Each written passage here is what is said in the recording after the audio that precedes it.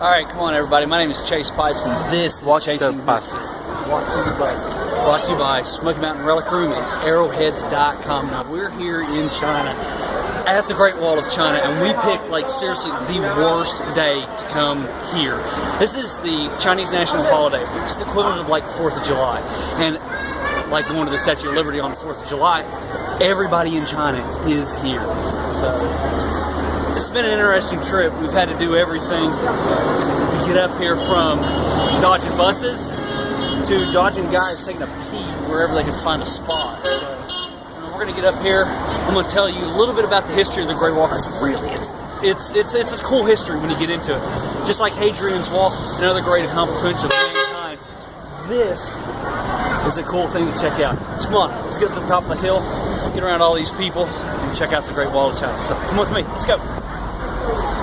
Word of the wise, never come to see a national monument on the day of a national holiday. I mean, look at the chaos, and then too, that's where we're going. And the whole freaking wall's like this. Like all of it. All 2,000 miles of the freaking Great Wall is packed like this because it's Chinese 4th of July. This is insane. But I'll tell you something cool, and this is real neat. Hey, Dad, come here. Hey, yeah, what, man? What? Hey, show them your ticket. Oh, my ticket. Yeah, I got a special deal. So they have I can't hear you. They have a senior citizens discount in China. This is what a normal ticket looks like. See, it's green, fresh, and vibrant.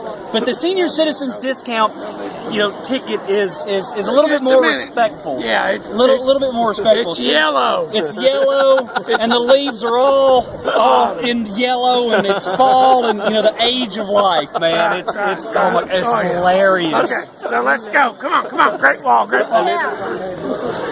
Alright, this is without a doubt the most packed I've ever been to an historic site in my life. I mean, this is insane. I mean, this is just, I've never seen so many people in a place in my life.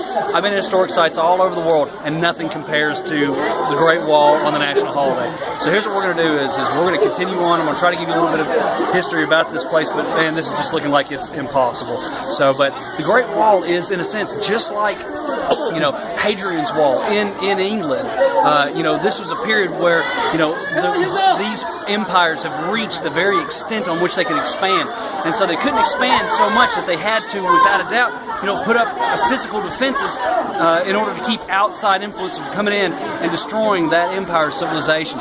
Same was true with Rome in the 300s. Exact same thing. When Hadrian's Wall was built, that was the furthest reach of the Roman Empire. It was as far as it could go. Same thing with the Great Wall. As the Chinese dynasty expanded and expanded, they couldn't keep a hold on their border defenses. So they built these great, impressive barriers, these walls, like what we see here, in order to maintain, a position of this is as far as we come out. Now, the Great Wall, of course, as we know, was built to hold back the Mongolian invasion. One thing you have to remember about the Mongols is that the Mongolian Empire was the largest empire the world had ever seen. It stretched from as far as almost to Constantinople, all the way to the Pacific coast, from Russia all the way south down into China. It was an incredibly huge empire and a great threat to China, which is one of the reasons why this wall was built. So we're going to keep on going up, and we'll give you some information as we go. But like I said, this is about impossible. I've never been to an historic site in my life this packed, so let's go. Okay, so the one thing that's interesting about this part of the wall is the period that it was made in, which is the Tang Dynasty, and that's about 1,000 years ago. All these stones, all this rock still exists from that time period. But here's what's fascinating. Look at the rocks below, like this one in particular. You see the wear on the rock here, right there? Now that wear is not ancient wear. That wear is not 1,000 years old. That wear is recent. There is enough wear on these rocks that's happened within the past 50 years and what's happened in the past 1,000 years. That's incredible to think of. That mortar that you see that's put in here is all new mortar. And here's another example where modern foot traffic has worn out the integrity of this rock.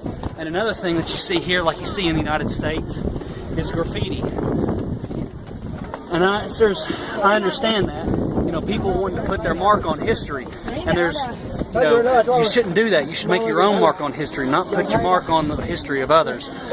So it's true here, just like it is in America or the United States. Now, if you see, we're going all the way up to the top of what's called a a bastion. Now this bastion is where the soldiers would have lived along this entire extent of the wall. If you look behind us way back here, check it out behind us way back here. See, the wall extends for miles and miles up into the mountains. Then it extends up to this mountain and further beyond. And what's incredible about it is that, you know, here's the thing, is the Great Wall wasn't just built in one period. It was built over succeeding centuries. As the need arose, different sections were built and put onto the wall as the need came about for it. And this is just one section of many that were placed to extend and create one of the 7 wonders of the ancient world. You know, this Great Wall is as incredible and as astounding as the Great Wall, as the Great Pyramids in Egypt or the Colosseum in Rome. Well, this is Chinese version of it. So this is really cool. So anyway, we're going to keep on going up to the top. Like I said, this is Fiasco. Never been to a historic site this packed. It's the craziest chasing history I've ever done. So come on, let's go. Come here for a second. Check this out. Here's another really cool thing about the wall are these slits shooting out crossbow slits, where a guy would lay down like this, point out and see his enemy. But the artwork that's involved here is incredible. Let me show you guys. You've got to check this out. The artwork is just insane. I mean, look at the detail that's gone onto this. And this is throughout the entire length of the wall. And you would lay down on your belly like this, and you would take your crossbow and you'd stick it down here, and you would see the Mongol warrior approaching. You would take him out. You could, I mean, if you really look at it, you get a fairly decent view of the entire field. I mean, all the way to the mountain below. And if that wasn't enough, your partner or your buddy will be right up here at this stallion right here. And he could look down and call out to you. Shoot crossbows. See other people coming. I mean, it's just, and this is throughout the entire length of the whole wall. This is just incredible. You know, this is like a lot of places in Europe, but only on steroids. I mean, this is to a whole nother level, a whole other extreme. This is pretty wild, but the field of view that it offers is just, it's incredible. And it's really cool to think that 1,000 years ago, ancient Chinese warrior stood where I'm standing, defending the wall, defending his homeland. I mean, to me, that's just, that's cool, man. So come on, let's check out the rest of the wall. Really cool feature of the wall. If you check it out, look at these steps. They send all the way up to the tower. What would happen is the Chinese knew that as the rain would come down, it could literally wash this away. I mean, create an entire channel or gully during a rainstorm. So intermittently, they would create these channels down in here that would collect the water and would rush it out to portholes like this. And this is just another incredible innovation of the wall that stretches for thousands and thousands of miles. Let's go check out the rest of it. History travel tip number 8. Never come to a national monument on a national holiday. Ever. Ever. Okay. Don't do it. Stay home. Okay. Let's go. Seriously, don't ever do it. Ever go to a national monument on a national holiday. Good grief, this is insane. It's like climbing a mountain. Oh gosh, man. They're like, it's like a fight. This is just crazy. Look at this. Look at the people. Look at the people, Simon. Look at the people. Yeah. This is just, this is insanity. How am I supposed to do a chasing history while all these people? It just doesn't work. Ah, God. We're kind of almost to the top. Pretty much lost everybody else. But this is just insanity. There's a soldier. National holiday, man. Dude, crazy. This is nuts. This is the inside of a bastion. You see the timbers, and the portholes, and the loops, and the river of people. It is impossible to do an episode here, guys. There's like 100,000 people or something. And it keeps going. Oh my gosh. People getting pictures. National holiday, you know. But if you look at the arches, the same type of arch with the keystone as you see in Europe and the rest of the world. If you look at the brick, original brick, and you can see some modern plaster that's been put over the top of it. So it is just utterly insane how many people are here at this site, and I've just lost everybody. One really cool key aspect of the wall that you can see is how it bends with the landscape. It curves back over through there, all following the ridge line. It was so much easier to follow the natural contours of the land than to go through them. So that's a major key feature.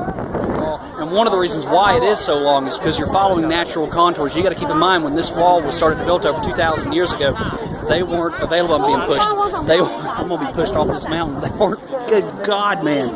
I can't go forward anymore. One of the key features of this is, like I was saying, the natural following the natural contours. And when you follow natural contours like this, you know you're going to go a lot longer because you have to follow those contours wherever they go. Fiasco.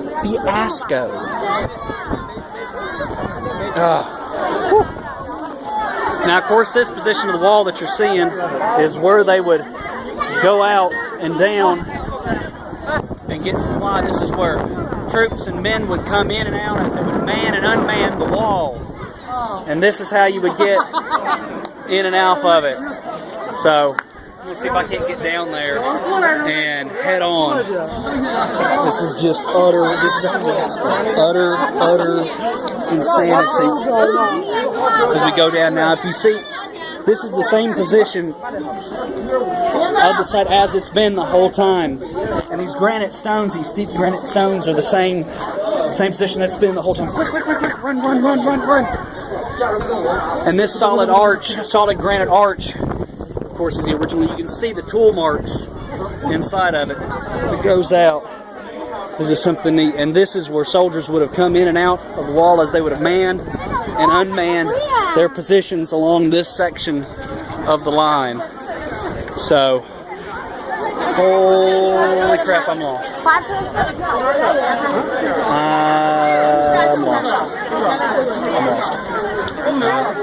Crap, I'm really lost. Crap, where is everybody?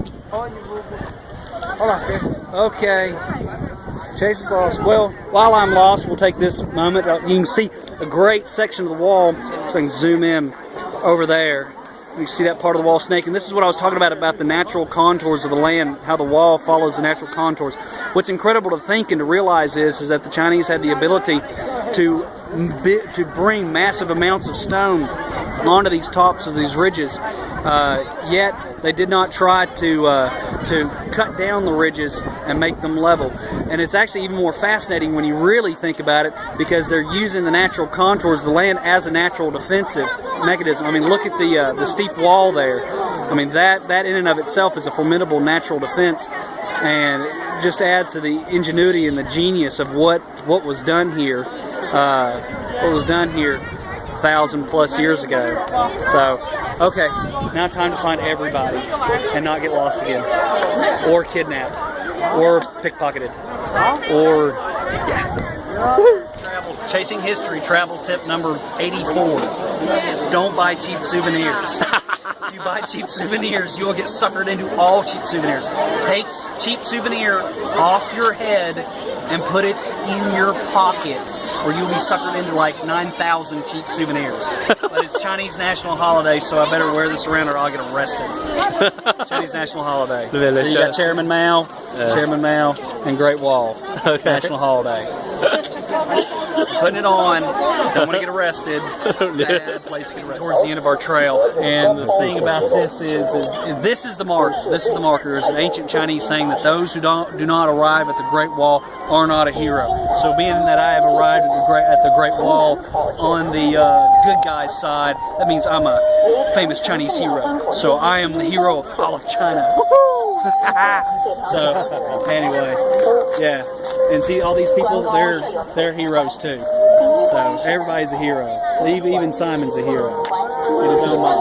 So, and see the song that's playing? That's the hero song. So we're all heroes. I'm a hero. Simon's a hero. These people are heroes. That little old lady's a hero. We're all famous Chinese heroes. So there'll be books written about us, songs, crazy. Mountains of heroes. Yes, mountains of heroes. Mountains of heroes. There's over 100,000 people. That guy is going to be a hero. We're all heroes. Really cool feature about the wall. Now, you remember the gutters that we were showing you just a little bit ago? Well, the gutters come out right up there. If you look up there, you can see that's the spout of the gutter way up there. But that water that would come out, if it didn't have a rock or anything like that around it, would literally erode the base of this wall away. Now, a lot of work and effort went into building this wall. So to erode the wall away would, defeat the whole purpose. So big blocks like this, where the water was extended out and the water would come down, hit this basin, and would drain away from the wall naturally. This is another incredible innovation about China's Great Wall. Let's go. Hey, we're here with our good friend Chi Chin Ben, who brought us to the Great Wall. And Chi, we really appreciate you bringing us up here. Now, there's a few questions that I'd like to ask you about the history of the wall. When was the wall first built? Oh, it's more than 1,000 years ago. More than 1,000 years ago. Now, Yeah. what period of history, what dynasty would that have been? It's from Qing dynasty is joined together. Before Qing that's before. Some different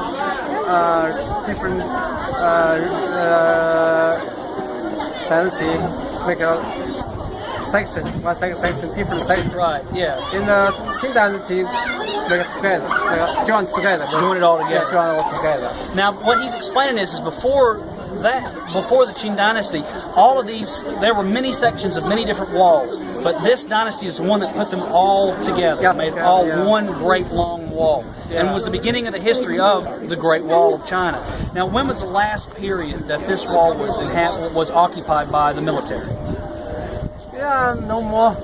Yes, in the Qing dynasty, some military inside. In Qing What year? 100 years ago. Okay, so More than 100 years ago. so the very last period of the dynastic period of China, yeah. the wall was still occupied by military troops. So that's actually pretty cool when you think about it. So, how long is the wall? What's the overall length? How long? It's from the east end. Yeah. It's in the sea. So it starts in the ocean Yeah, and it from goes the ocean. to the desert. Another one in the west. In the west in the Jiayuguan. Jiayuguan province, okay. From the east to west, almost 1,000, more than 10,000 li and 5,000 kilometers. 5,000 kilometers. Yeah. That's incredible. Now, have you ever read of any battles that have been fought alongside, against the wall, attacks on the wall? Was there a lot or none at all? It's difficult to say. Difficult to say? Difficult to say. Well, hey, appreciate you bringing us here. Thank you very much. All right, let's go check out. The reason that I came to the Great Wall, seriously, was not to see the Great Wall, but for the noodles. I came all the way from the United States to go to the California Beef Noodle King USA, because the best California beef noodles is not in the United States, mind you. It is literally in wherever we are in China, next to the Great Wall. So, yeah, good food. Let's go. Okay, come on, let's go to the bathroom. Come on. Restroom. 1 yen? 1 yen for the right for both? 1 yen? 1 yen. No. They say this isn't a capitalist country. Let's go. Well, we try to do a chasing history up here, but this many people, it's going to be difficult, so I hope you guys at least enjoy what we got. But, the Great Wall is just one very small part of an intense cultural history of China, that spans over 2,000 years and then far back into the Irons and Bronze Age, deep into the Neolithic period. And the Great Wall represents probably one of the greatest achievements of ancient China. There's a lot of great achievements to come in modern China, as you'll see in the centuries to come. So this has been awesome. This has been incredible. We thank you guys for watching and keeping up with us. Sorry we couldn't do any better, man, but I swear to you, there's like 100,000 people on this section of the wall. It is insane. Like, this is as many people that can fit into Neyland Stadium. So, anyway, how do you know where you're going unless you know where you've been? It's in studying and understanding the mistakes of the past that prevent the failures of the future. That's why we do this. That's why we chase history. So, Great Wall Fiasco. Woohoo!